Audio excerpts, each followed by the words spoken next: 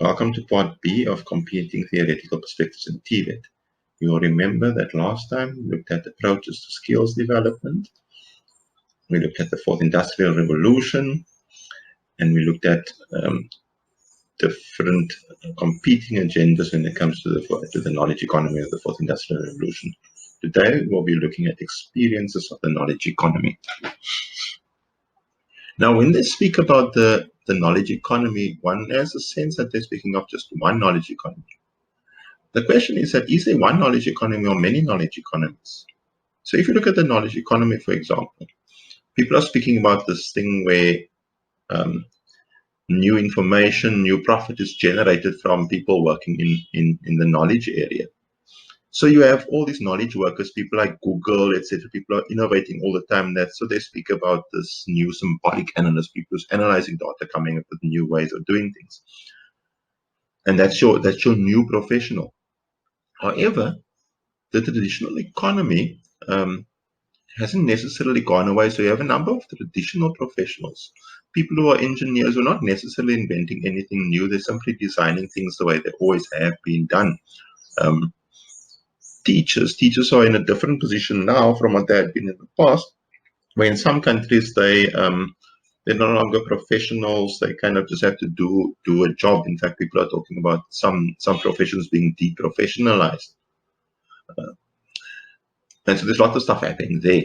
So there's a distinction between the knowledge economy and the traditional economy. Both of these economies are operating kind of side by side. There's not a Chinese wall between them. So that's the first division. Another division emerges in that what we have is segmented labor markets. These are your primary jobs of your knowledge economy. Basically, they're the good jobs, your professionals. But there are also the other workers who form the majority, the secondary jobs. And so you continue to have in your traditional economy, you have your traditional artisans, you have your manual workers who continue to do this kind of work in different ways, but still this kind of work. And then also your knowledge economy has produced a booming service economy. So you have more bank clerks, you have cashiers, you have people in restaurants, in hotels, people who basically serve this knowledge economy class. So yeah, and this is a booming industry. I think that the service economy now is even bigger than people who actually produce stuff. And so what you have effectively is you have these divisions appearing where you almost have 4 labor markets and different labor forces. And the thing about these different labor markets is that they have different conditions of service.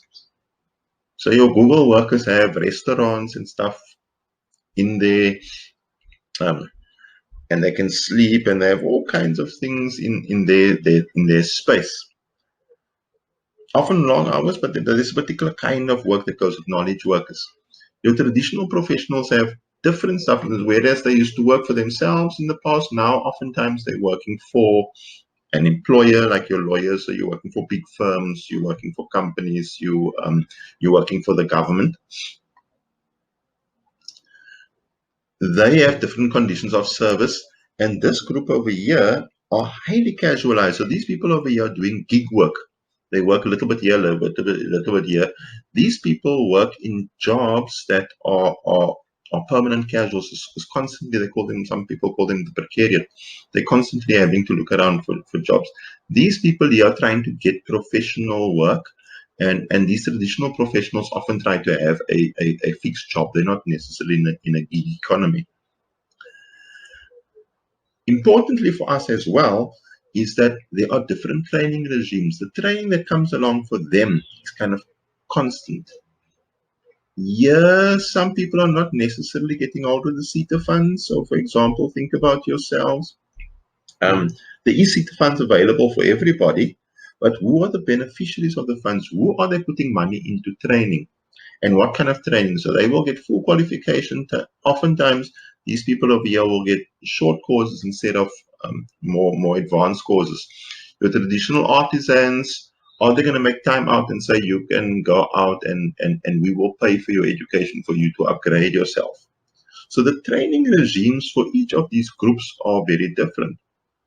So if, for example, these are very casualized workers, people may not be prepared to train them as much. So there are different labor forces. However, these different labor forces all belong to one economy. It's not like these are four different economies. These are one economy, and the economy has affected all of these areas. So you've got this new knowledge economy. And so even though the traditional artisans are still working, the work that they do has changed. If you go into some of these motor factories, you'll see that everybody has a computer in front of them, and all the different computers are connected. There's Japanese forms of production coming in. People have to learn how to shift out computer chips, and suddenly, some of these workers have been robotized. Somebody can fix a car who's sitting in Italy can fix a car here in South Africa. So their jobs are changing. The work of the traditional professionals oftentimes is changing. So your lawyers are working for big firms. They're working for companies. They're no longer working for themselves. Doctors have to work for a boss. Your service economy, they're much bigger. They're much more casualized. Um, and, and it's changing. It's all about, are you smiling with a customer? Is it customer service? So the knowledge economy has, whilst it still has these traditional divisions, has changed the nature of work in all these areas. At the same time, there are now struggles around the boundaries, because whilst there are these divisions, service economy workers are starting to say, we want to be here. We want to be knowledge workers to traditional professionals. The whole RPL movement started with the idea of from sweeper to engineer. And they want to build where there used to be boundaries. People are now struggling and saying, can't I become a professional administrator? So secretaries are saying, isn't there room for professional administrators? Can't we also get an honors degree or a doctorate in administration? Your traditional artisans are demanding that they want to get into university. Can't they also do courses that will enable them to get into university? So there are fights around these boundaries, and some of these boundaries here are still being maintained so these people can maintain their provision of privilege. You can see my bias coming through. And then there's also one other group. What about the people who's not in this diagram? So when these jobs become robotized, they end up. When these people are casualized and they're no longer needed because they seasonal workers, then they're kind of outside of this diagram. What about those people? Oh, when we are speaking about the knowledge economy, we're not speaking about the monolithic phenomenon. It's unified, but it's not monolithic. And how does this phenomenon affect your students who are here? What does the fourth industrial revolution mean for them? And what kind of rights should we be fighting for?